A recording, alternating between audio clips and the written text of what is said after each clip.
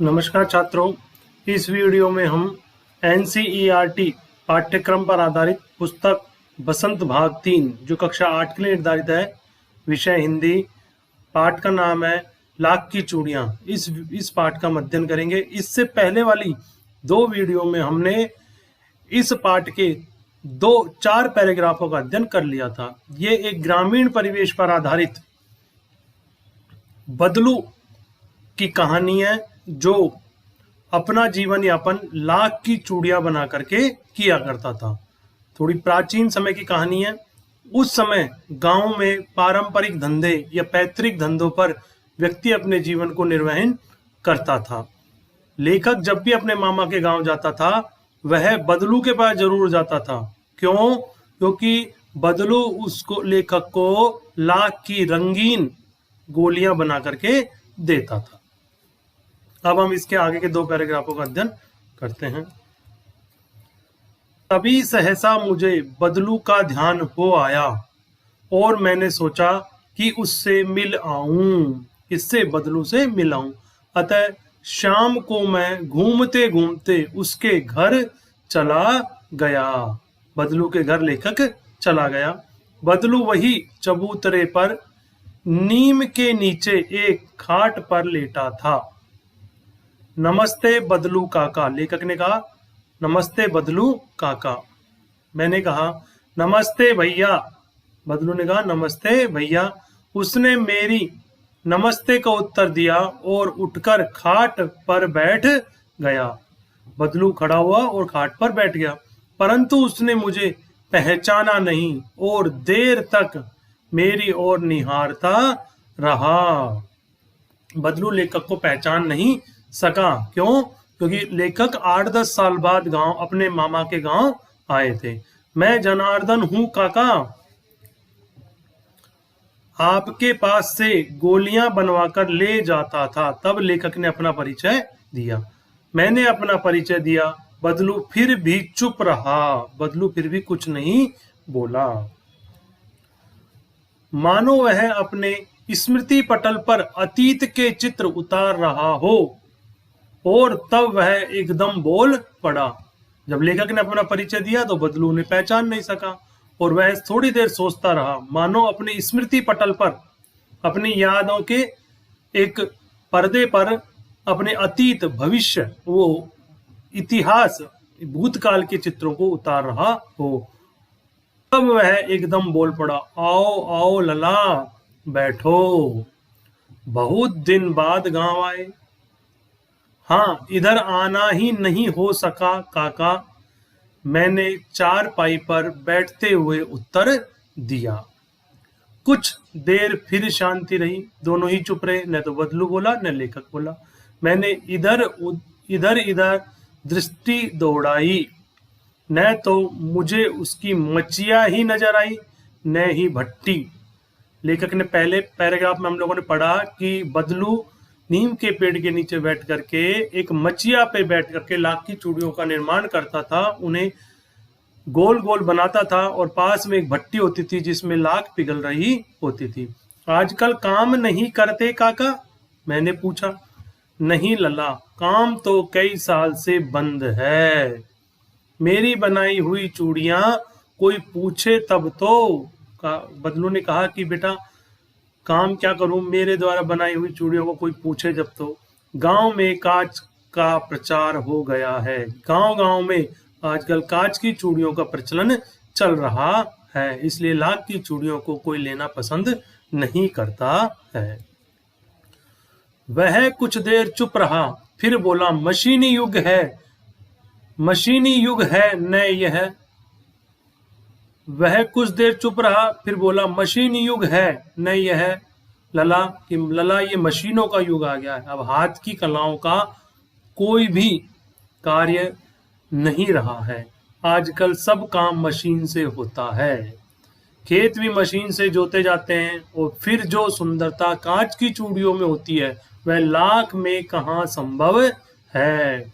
अब इसने वर्तमान समय की, लेखक ने वर्तमान समय में भी ये थोड़ी समस्या आ रही है गांव में कि सारे काम मशीन से होने लग गए बच्चों, और मशीन से होने के कारण जो हमारे पारंपरिक जो ग्रामीण परिवेश के जो कार्य थे वो कार्य धीरे धीरे खत्म होते जा रहे हैं और उनको कार्य करने वाले कारीगर भी बेचारे परेशान हैं, क्योंकि काम मशीन से होने के कारण उन कारीगरों की कोई पूछ नहीं है।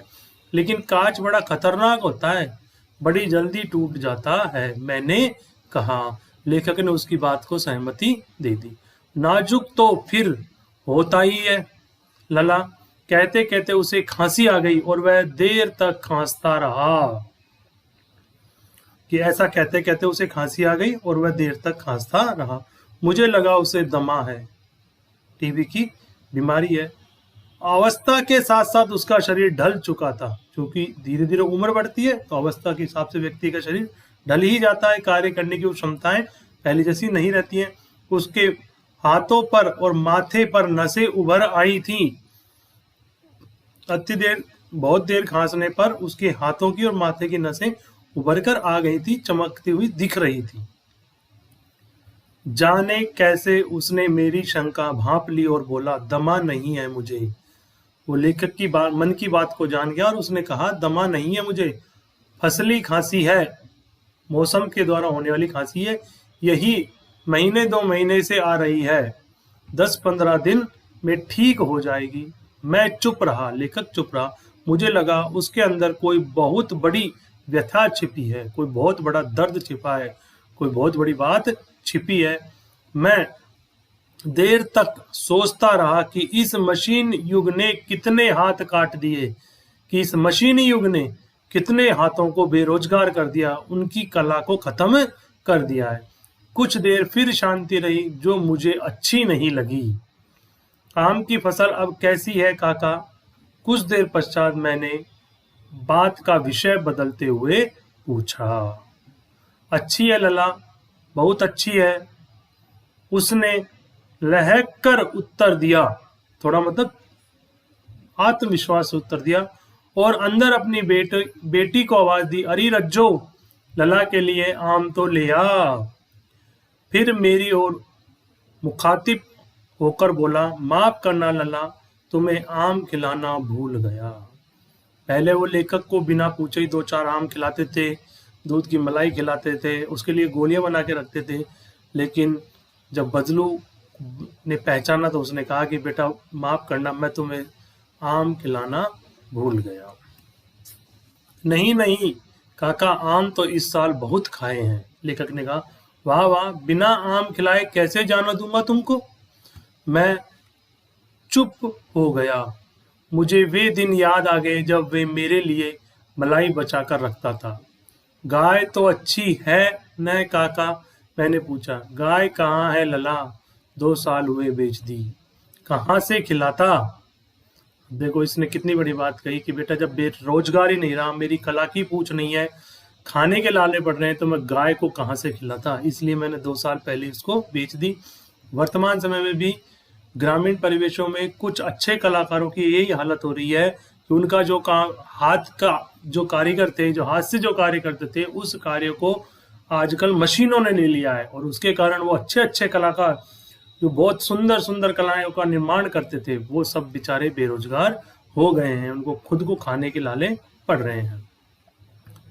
इतने में रज्जो, उसकी बेटी, अंदर से एक डलिया में ढेर सारे आम ले आई। यह तो बहुत है काका, इतने कहाँ खा पाऊंगा। मैंने कहा, वाह वाह। वह हंस पड़ा, शहरी ठहरे ना। उसने व्यंग्य कर दिया कि तुम लोग शहरी हो ना, इसलिए।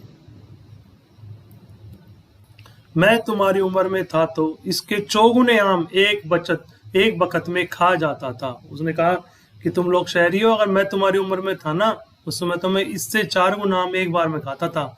आप लोगों की बात और है, मैंने उत्तर दिया। अच्छा बेटी, लला को 4-5 आम छांट कर दो, सदूरी वाले देना। देखो लला कैसे हैं, इसी साल यह पेड़ तैयार हुआ है। रज्जो ने 4-5 आम अंजुली में लेकर मेरी ओर बढ़ा दिए। आम लेने के लिए मैंने हाथ बढ़ाया तो मेरी निगाह एक क्षण के लिए उसके हाथों पर ठिठक गई, ठहर गई या देखने लग गई। गोरी गोरी कलाइयों पर लाख की चूड़ियां बहुत अच्छी लग रही थी, कि उसकी बच्ची ने, बदलू काका की बच्ची ने लाख की चूड़ियां पहनी हुई थी। 10 आने पैसे मुझको दे रहे थे, मैंने जोड़ा नहीं दिया। बदलू बोला फिर कि ये लाख की जो चूड़ियां हैं, इसके 10 आने मुझको दे रहे थे, मैंने नहीं दिया। कहा शहर से ले आओ। मैंने आम ले लिए और खाकर थोड़ी देर पश्चात चला आया। मुझे प्रसन्नता हुई कि बदलू ने हार कर भी हार नहीं मानी थी। उसका व्यक्तित्व कांच की चूड़ियों जैसा न था कि आसानी से टूट जाए। बदलू ने मेरी दृष्टि देख ली और बोल पड़ा, यही आखिरी जोड़ा बनाया था जमींदार साहब की बेटी के विवाह पर, कि हमारे गांव के जमींदार है, उनकी बेटी के विवाह पर मैंने आखिरी जोड़ा बनाया था। 4 पैसे दे रहे थे, 10 आने दे रहे थे मुझको इन चूड़ियों के, मैंने नहीं दी।